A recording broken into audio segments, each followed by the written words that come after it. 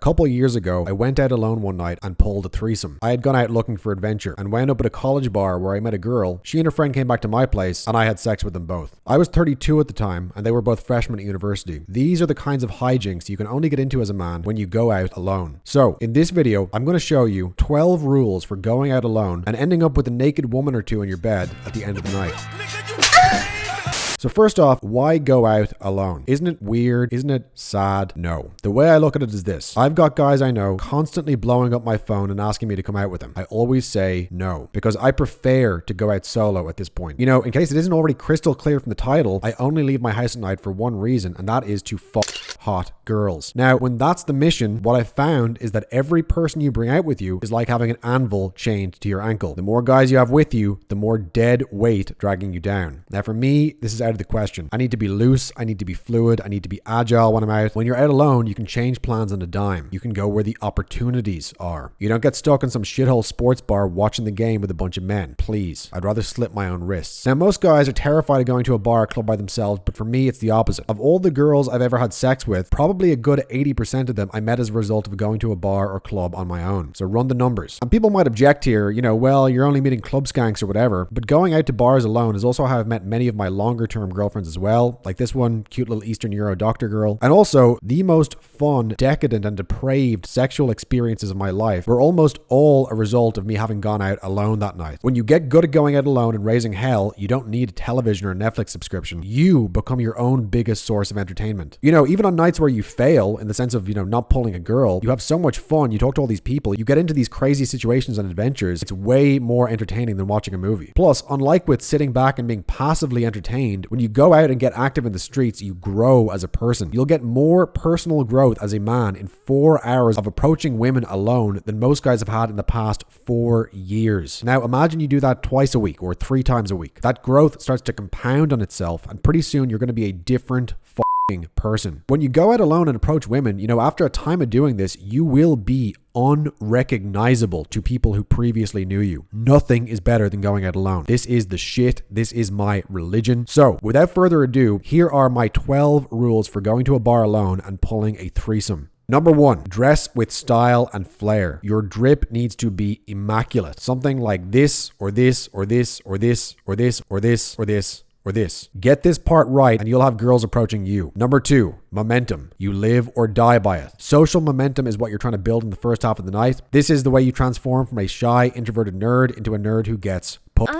We'll talk more about how to build social momentum later. Number 3, cover your bases verbally. When you go out alone, girls will sometimes ask you, why are you there by yourself? And it's important to have some kind of funny, stylish, or witty comeback loaded in the chamber to hit them back with. For example, when girls ask me why I'm at the bar alone, I usually say, I'm looking for true love. Other answers you can use are, I'm a serial killer, I like to roam the streets at night looking for adventure, I'm a werewolf, I'm a vampire. Or you could simply lie. It's a nightclub, not a court of law. You didn't sign a contract when you walked in the door promising to tell everyone there the truth. So if a girl asks you why you're there alone, you could always just say, oh, you know, I was out with my friend earlier having dinner at such and such restaurant. He went home, but I wanted to stay out and have an adventure. Now, if a girl asks, where are your friends? You can say, mostly dead or in jail, or I don't have any friends. Or another good answer to this, courtesy of Jeff Allen, is, well, if I had to guess, I'd imagine they're probably in bed asleep. Okay, number 4, let's talk venue selection. You want hot girls, you gotta go where the hot girls are. Will this be the place with the best music? No. Will it be the place with the friendliest atmosphere? Probably not. Will the music and the atmosphere make you want to scoop your own eyeballs out with a butter knife? Very likely, but on the flip side, you'll be surrounded by beauty, and that's all that matters in my book. So, you gotta figure out the spots in your city where the hot girls are at. You gotta figure out the times they're gonna be there. You gotta know the days they're gonna be there on. This is different for different places, so I can't give you much advice on this beyond that you're gonna have to do some reconnaissance missions and figure it out yourself. You know, as General Rommel said, time spent on reconnaissance is never wasted. Rommel, you magnificent bastard, I read your book!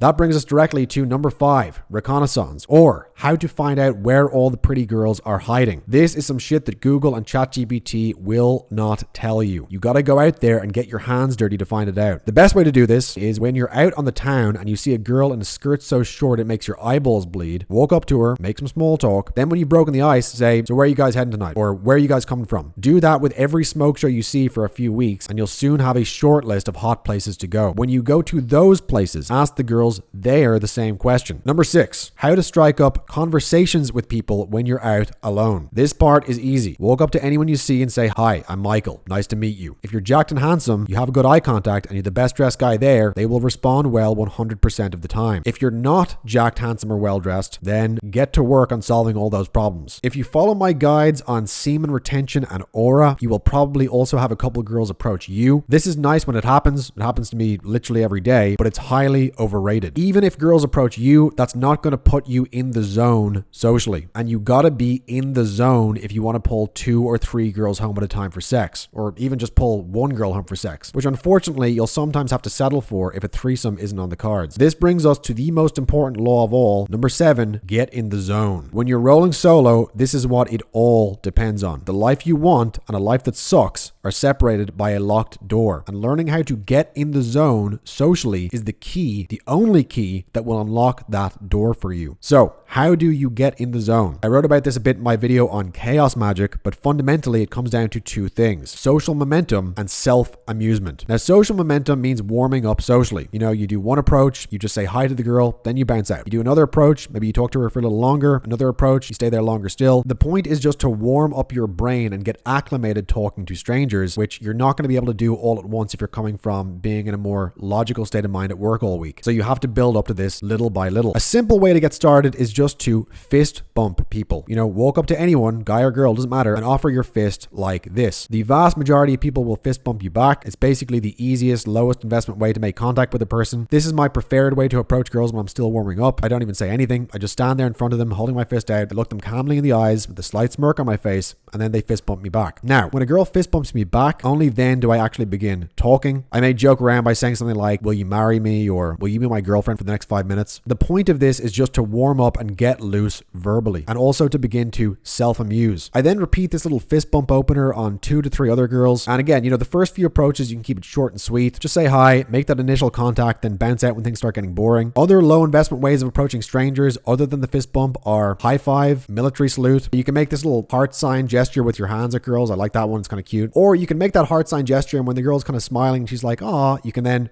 Flipper the bird. Classic. So these are all fun little ways to warm up and get in the zone without even having to talk. Once you've opened the girl and you're in that interaction, at this point you can say anything. "My name is Ted Bundy. Nice to meet you. Did you know I'm utterly insane? My nightly bloodlust is starting to flow into my days. I think my mask of sanity is about to slip." These are just a few of the friendly icebreakers I like to use to start a pleasant conversation with a woman at a bar. Number 9, what to do if you get rejected. The important thing to know about getting rejected is that it's the end of the world, and when it happens, you should immediately kill yourself. In all seriousness, rejections are actually a big part of my secret to success. Every single night I have ever wound up with a pretty girl in my bed, that was preceded by one or several rejections, either that night or maybe the night before. Sometimes very bad rejections. The worse the rejection is, the better, because the more traumatizing it is, the more it destroys your ego. And when your ego's gone, you have nothing left to lose anymore. Or in other words, it's only after we've lost everything we're free to do anything. So rather than avoiding rejections, I now seek them out. I also find them funny. For me, getting rejected now is actually one of the funnest parts of my night. It gives you energy, and it's a good way to generate a lot of self-amusement very quickly. For example, lately when I go out, I've been modeling myself on the character Norman Stansfield from the movie Leon. I like these calm little moments before the storm. He killed my brother. Can you hear it? And you want to join him? You don't like Beethoven.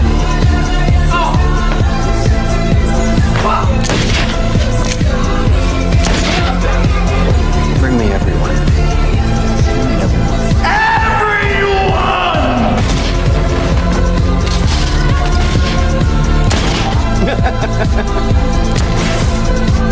He said, "Go back inside." I love this guy's suit. I love his vibe. I love everything about him. Just totally unhinged, evil maxing, mania maxing. And so I've been acting like this guy when I go out because I find it highly amusing. So nowadays, when a girl rejects me, or really when anything kind of unexpected happens in set, I try to think, what would Stansfield do here? Like, how would he react? So for example, if I say hi to a girl and she brushes me off, I'm like, "Fuck!" I find that highly amusing. And for anyone who's watching, it's going to be very funny as well. Just like completely unhinged, like massively overreacting. I find that extremely funny. So overreacting can be a very funny way to respond to rejection and build the self-amusement that way. Another example of this is, if you say hi to the girl and she rejects you, you could like slap yourself in the head like, "Oh, stupid, stupid, stupid."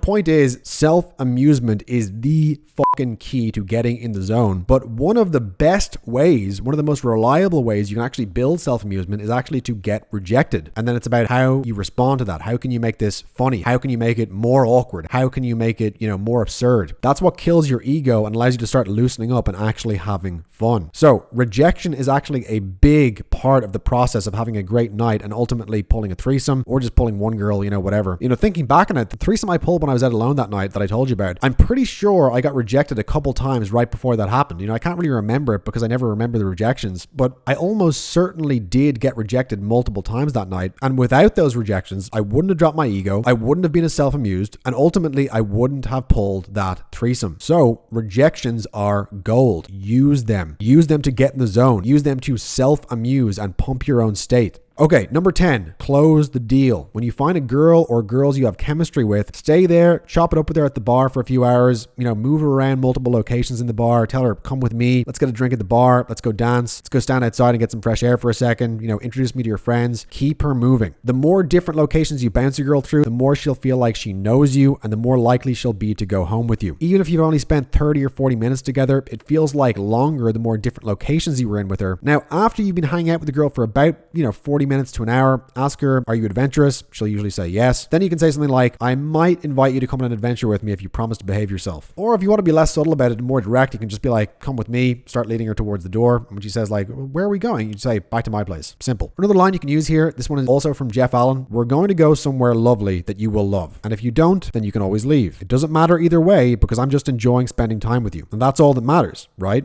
Very, very good line. That is worth memorizing. And if you don't use that exact same line, that's the general frame you want to be coming from as well. There's no pressure on you to do this. I'm not going to get angry if you don't come with me. I'm just enjoying spending time with you. And, once we go back to mine, if you don't like it, you can always leave. No pressure. Very, very chill. Now, the exact line you actually use here isn't really important. What is important, as I said, is that you spent the past 40 minutes or so moving that girl around different locations within the bar. That, more than anything else, is what will actually make her say yes to going home with you. You got to build that kind of leading momentum of leading her around, getting her used to following your lead. Then when you lead her home, it doesn't feel like this big jarring thing. It just feels like a continuation of what you've already been doing the entire time you were with her. So what about if you want to pull a threesome? Same exact process applies, except you just run it on 2 girls instead of 1. Pulling a threesome when you're out alone can actually be easier than pulling 1 girl. And the reason why is mathematics. When you're alone in a bar, there's only one of you, but it's very rare that you're going to meet a girl who's there by herself. Now, this does happen more often at the end of the night when all the girl's friends have left, but she might be still there by herself. And that is usually where most of your pulls will come from. But dig this. Most girls on a night out are either in a group or she's there with one other girl, what's called a 2-set. Now, when you're there alone, pulling a girl in a 2-set is hard. It's one of the only times where having a wingman really does actually help you because he can occupy the other girl. But when you're out alone as a one-man army, it's not so simple. If it's you on your own talking to 2 girls, well, if you want to go home and have sex with one of those girls, then the other girl is a natural obstacle to this because if her friend leaves her alone there to go home with you, well, you pretty much just ruined her whole night at that point. And so she's obviously going to do everything in her power to stop her friend leaving with you. And that's an entirely reasonable and understandable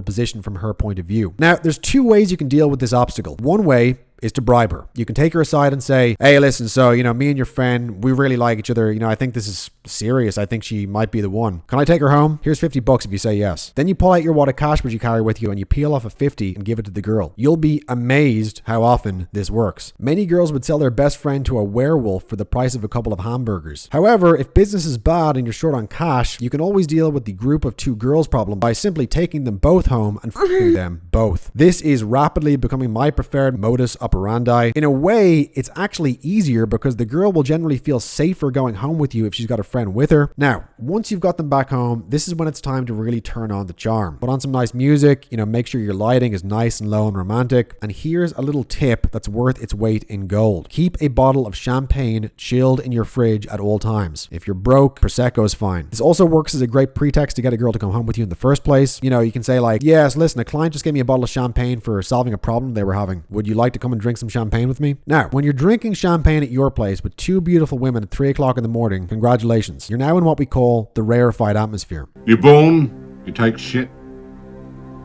Get out in the world, you take more shit. Climb a little higher, take less shit. Till one day you're up in the rarefied atmosphere and you've forgotten what shit even looks like. Now, if you want to really kick things into high gear, this is the point at which a lot of guys will start busting out the lines. I don't like drugs anymore, so this isn't my preferred MO, but if we're being completely honest here, this is how 90% of threesomes and, various orgies and sexcapades get started. Drugs are usually the main catalyst. The problem for me is I don't like cocaine. I'm quite frankly already enough of a narcissistic asshole as it is. Also, when I'm on coke, I start trying to start businesses. It's not romantic. So no, what you really want here, the ideal is a bottle of champagne, or failing that, maybe doing some tequila shots with the girls could also work well. And that brings us to number 12, making the threesome happen. Now, along with drinking the champagne or doing shots with the girls, you also want to create a general atmosphere of decadence and godless hedonism. The key is to put the girls in a state of mind where the normal rules don't apply. And one of the best ways I found to do this is by mimicking the aesthetic and the general vibe and moral framework of a gay bar. If you're not familiar with the homosexual underworld, a gay bar is a place where gay guys congregate to pursue their pleasures. Now, what a lot of guys don't realize is that young, hot girls often go to gay bars and they really enjoy this atmosphere. It's actually one of the easiest places to pick up girls because there's less competition, and since the girls assume you're gay, their guards are down. Anyway, my point is that in gay bars, there's a certain vibe and a certain ambiance, and they tend to play certain types of music over and over. For example, Madonna's 80s hits, back when Madonna was actually a serious piece of ass. Some great songs in this vein are Vogue or Into the Groove. Also, Girls and Boys by Blur or anything by Azealia Banks. Now, when you put on this type of music, the associations of this type of gay bar vibe will subconsciously make the girls think about being sexual with another girl, which obviously helps your cause here. It also promotes a general vibe of anything goes hedonism and decadence within a frame of fun. Other songs that work well here are anything about being a bad girl, such as,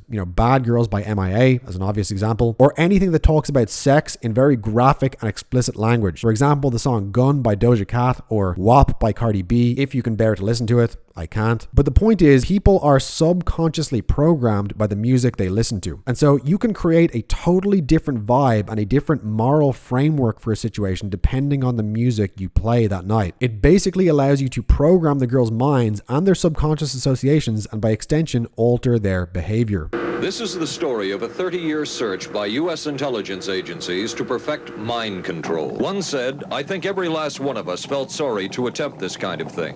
We knew we were crossing the line." Now, if you bring one girl home, the ideal vibe you want to create with the music you put on is generally a laid-back, intimate, romantic type of feel. For example, an album like this is perfect. But if you take two girls home, then romantic doesn't work and it doesn't make sense. It's just going to make one or both of them want to go to sleep. What you want instead is high energy and a vibe of fun, decadence, and partying. You want to choose songs with lyrics that emphasize individualism, hedonism, and pleasure seeking. This is the playlist I keep handy for whenever I bring two girls home and I want to get them both into bed. Take a screenshot of this, put it in your own music thing. This shit is liquid gold if you want to set up a threesome. Basically does all the work for you. These songs will program the girls' minds into the state and the frame you want them to be in. Combine that with the champagne, or worse, the fact that you're jacked, handsome, and well dressed, and you should have no trouble turning this little soiree into an orgy.